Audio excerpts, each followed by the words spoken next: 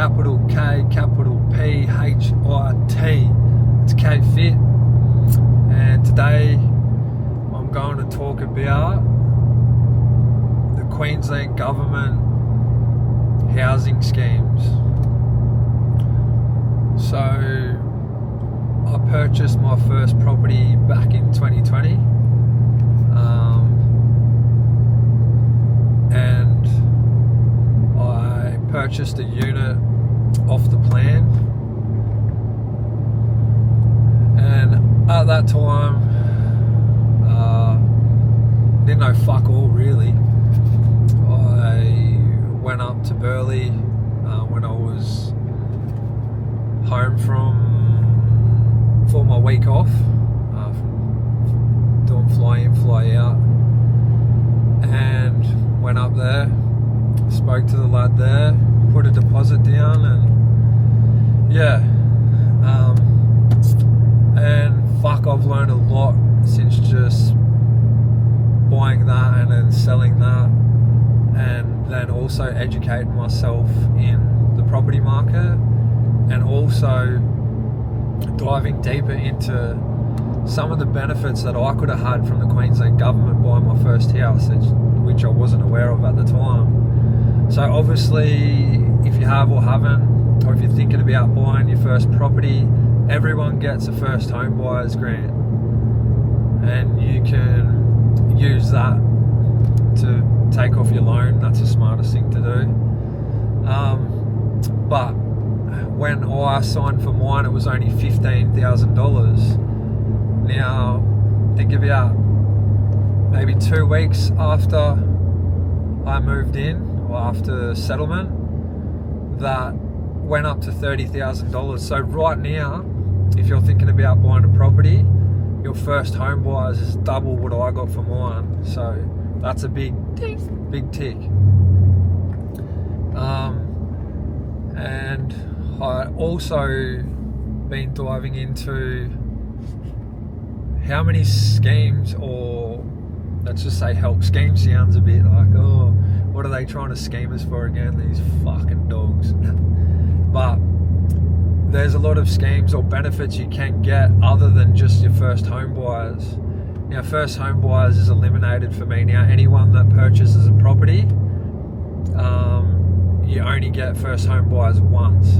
So if you bought a property, you can't get it again. But there are plenty of other subsidies or schemes or benefits you can get from the Queensland Government. One of them being so at the moment, and as these are limited numbers too, they're limited numbers for these sort of benefits that they hand out, so you have to sign up and make sure you qualify for eligibility. Is that the right word? That sounded like a mouthful.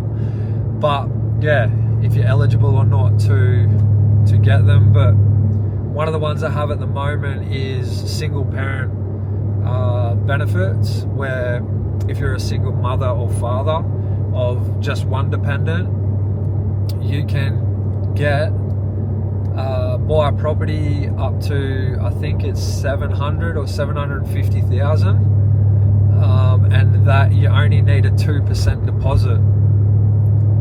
So that is fucking massive to get your foot in the door.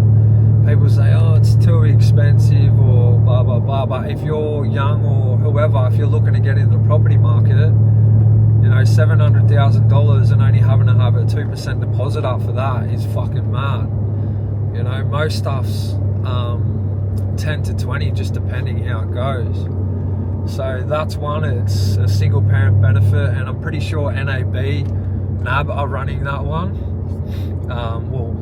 You know, helping the government out with that. And there's only, I think they cap it, like not at numbers, but certain price brackets, which would be numbers.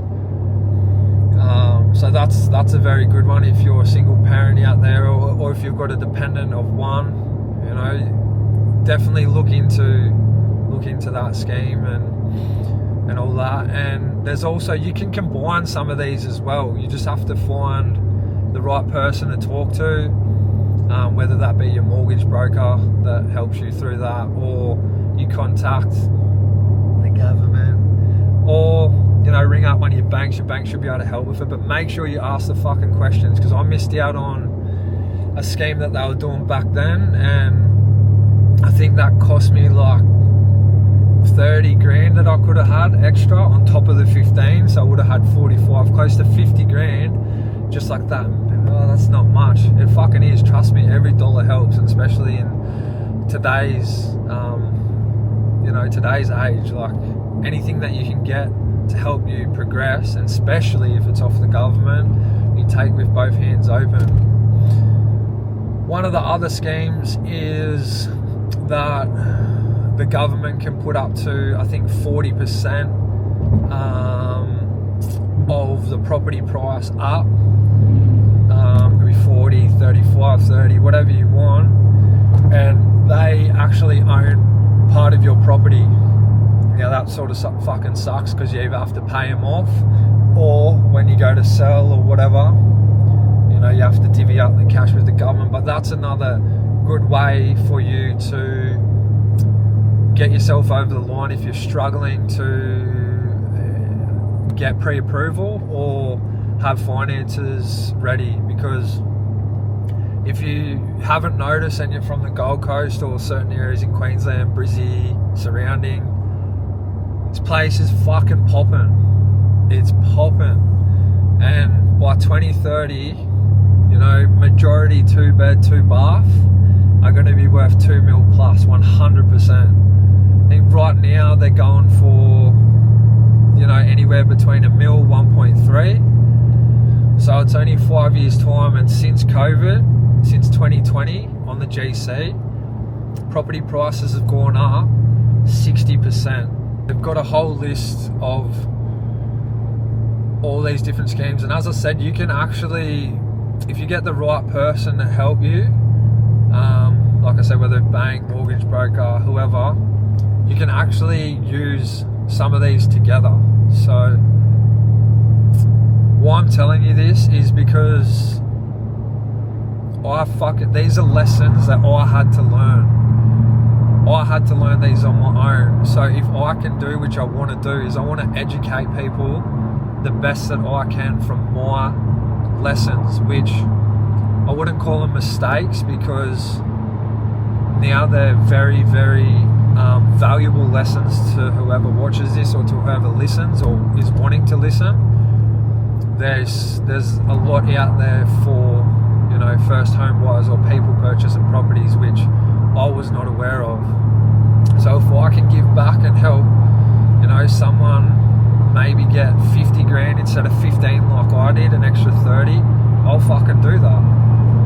So all of that's on the government website. If you look up Queensland housing schemes, or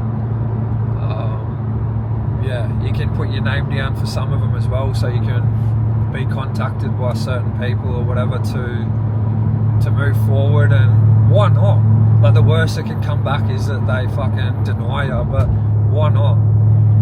Why not try and get a bit more out of it, so then it can help with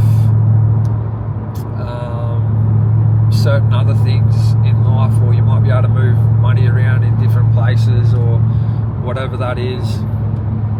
So I highly suggest looking into buying property. Have a look on their website and ask your mortgage broker or the bank or whoever. And as I said, these are costly lessons to me, but I'd rather give back with educational videos to make people aware of certain things before they do it. Another thing too, if you are going for a loan, and you have to, if you've got to meet settlement, make sure that you do your pre-approval. So pre-approvals last 90 days. Now, if your settlement date so happens to be on the 30th of August, you want to make sure that you've got those 30 days on the other side of it for a buffer. So for example, if it's on the 30th of August, you'd want that to be day 60, just in case settlement goes over. So you have like a month's grace, because I know buying off the plan or certain properties, if you're not ready for settlement, or for example, if your pre-approval runs out prior to settlement and you're having to get another pre-approval, it can be a very lengthy process, and it could cost you the off the plan purchase that you had or property. So be aware of that as well. But if you get a good mortgage broker, they will do all of this for you. And the best part about all this, while getting them schemes and getting a good mortgage broker, you have to pay fuck all till you get the loan, then everyone else is paid. So as long as you can meet requirements to get the payment or get the loan, everyone's paid off through there. So I highly suggest, if you're someone looking at doing it, or young fella, young chick, whatever, single, married, whoever, I highly suggest you do it. And you might say, no, renting this, that, people say blah, blah, blah. I tell you what, the property price has continued to grow since I was born, and it will forever continue slowly going up. There's not one time, like, it'll take it slumps and dips, but on a scale of things, it's continuously going up.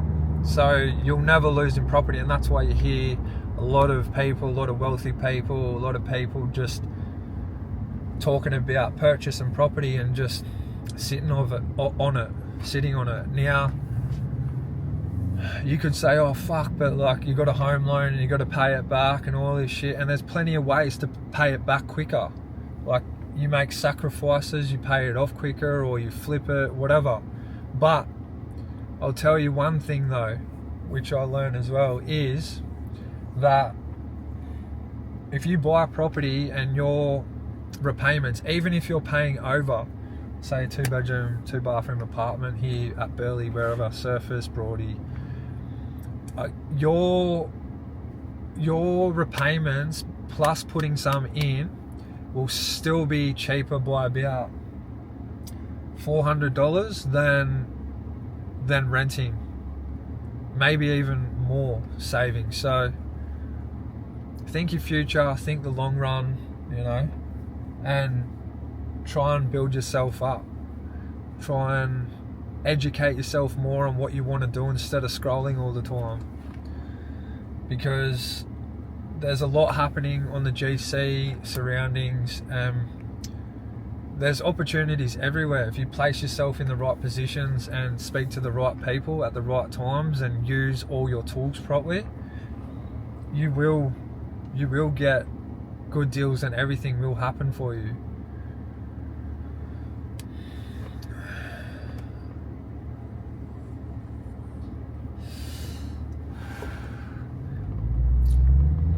And the last lesson I want to give, which is an emotional lesson, which I learned the very fucking hard way with this one, Mr. Fit, that if you are ever selling a property, your first offer will be the best one. 99% of the time, the first offer you get will be the highest and the best offer. Now, if you are selling a property and you get an offer because you have something so set on your head for the value of your property that all emotions come in because you have emotional touch to the property or the price, I guarantee you'll fuck it up. You'll fuck up and burn that deal. And what ends up happening is you end up spending money to make money that you don't end up gaining again. Because the offer that you do take, and I've heard stories of this too, and I can speak for myself, could potentially be not 100,000, hundreds of thousands, 400, 500,000 less than that first offer. So always remember, don't act off emotions. If it's something like that, you know, a lot of money, sit on it, sleep on it, speak to who you need to, write it down, the pros and cons of the offer. You know, how long is settlement going to be? Is it going to be 7 days they're paying cash? Whatever it is, but don't act off emotions. And 99% of the fucking time, the first offer will be your best offer. And also that can work counter. That if you're going to buy a property and that owner has had the first offer and they have knocked it back, 100% or 99% chance that your offer, if they take that, is a shitload less than the original offer. So you actually get that property at a better price. So hope that was a bit of educational in property here on the Gold Coast, just what I know and just what I've been through and just what I've researched and all that. So I hope this helps people, and as I said, these are lessons that I've learned the hard fucking way, but also very valuable for me to now project my knowledge into anyone that is willing to listen or take on board. But get yourself a good accountant, get yourself a good mortgage broker, and you'll be fine. Look up those schemes. It's KPhit. Let's get it.